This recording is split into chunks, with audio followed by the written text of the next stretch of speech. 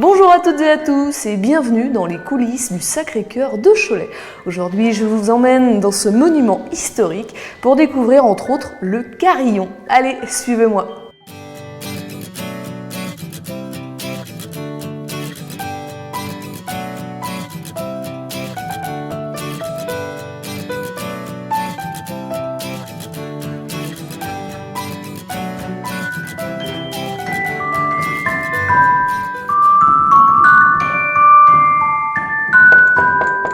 Oui. Je peux rentrer? Oui. Bonjour. Bonjour. On m'a dit que c'était là les cours de carillon. Tout à fait. Bonjour Sébastien, c'est ça? C'est ça. Élise, Bonjour, je viens vous enchanté. voir, on m'a dit que vous étiez titulaire du carillon Tout à du fait. Sacré-Cœur de Cholet. Alors j'ai des petites lacunes. Est-ce que c'est possible de prendre des cours? Bon, on va regarder ça, oui, ça doit être possible. Alors on m'a dit que vous étiez le titulaire du carillon depuis quelques années. Comment ça s'est passé? Comment vous avez atterri dans cet endroit? Un peu par hasard, il faut dire. En 2011, j'ai appris que le carillon de Cholet allait être restauré. Et l'association des Amis du Carillon qui a œuvré pour cette restauration, avec d'autres acteurs, en tout cas cette association est venue me voir pour me dire après cette restauration, il faudra des gens pour venir jouer sur ce carillon. Car ça ne suffit pas d'avoir qu'un carillon, il faut des carillonneurs pour jouer dessus. Alors ils m'ont demandé si je voulais être le titulaire et le formateur de ces Pour futurs assurer carillonneurs. la relève. Ouais, c'est ça, la pérennité de cet instrument. Aujourd'hui, vous avez combien d'élèves?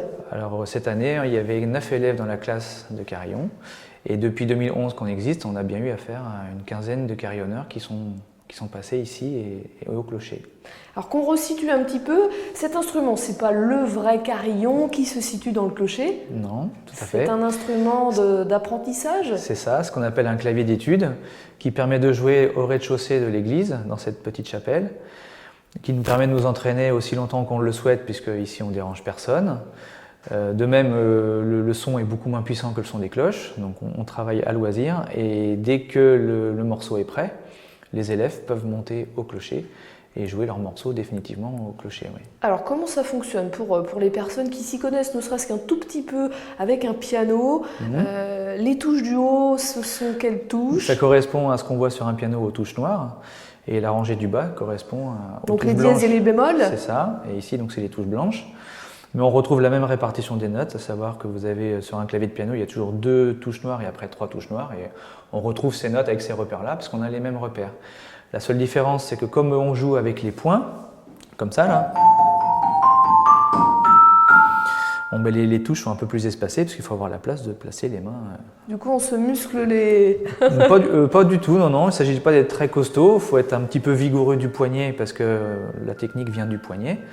En aucun cas on vient frapper les touches parce que donc maintenant les carillons actuels ont une mécanique beaucoup plus souple et on travaille surtout le geste du poignet pour être plus précis et pour être aussi direct qu'avec le bras, quoi. Mais on ne se force pas.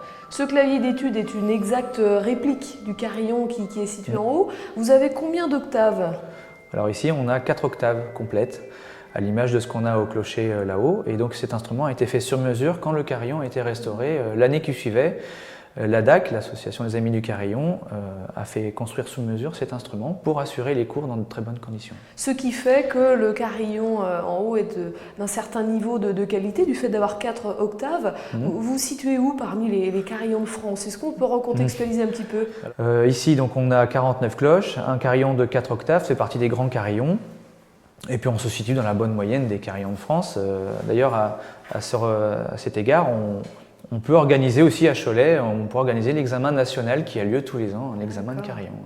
Alors si on veut vous écouter, en ce moment c'est un petit peu bloqué à cause des travaux, mais Oui. à partir de l'année prochaine, début 2017, on peut vous entendre à quel moment? Alors une fois que les travaux seront terminés, on reprendra le rythme habituel de ce que l'on faisait jusqu'à présent, à savoir le jeudi en fin de matinée, où moi ou un autre carillonneur, on vient animer la fin du marché qui se trouve à côté de la résidence L'Étoile. On joue 20 minutes en fin de matinée à partir de 11h40.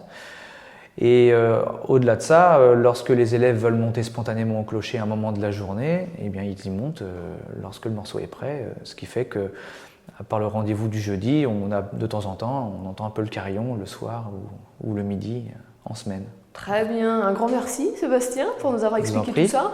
ça. Je sens que mon niveau de lacune est assez important. Je vais reprendre des cours je vais m'inscrire à la rentrée du coup pour pouvoir Volontiers, apprendre. vous serez la bienvenue. Merci à vous, bonne fin de journée, au revoir. Au revoir.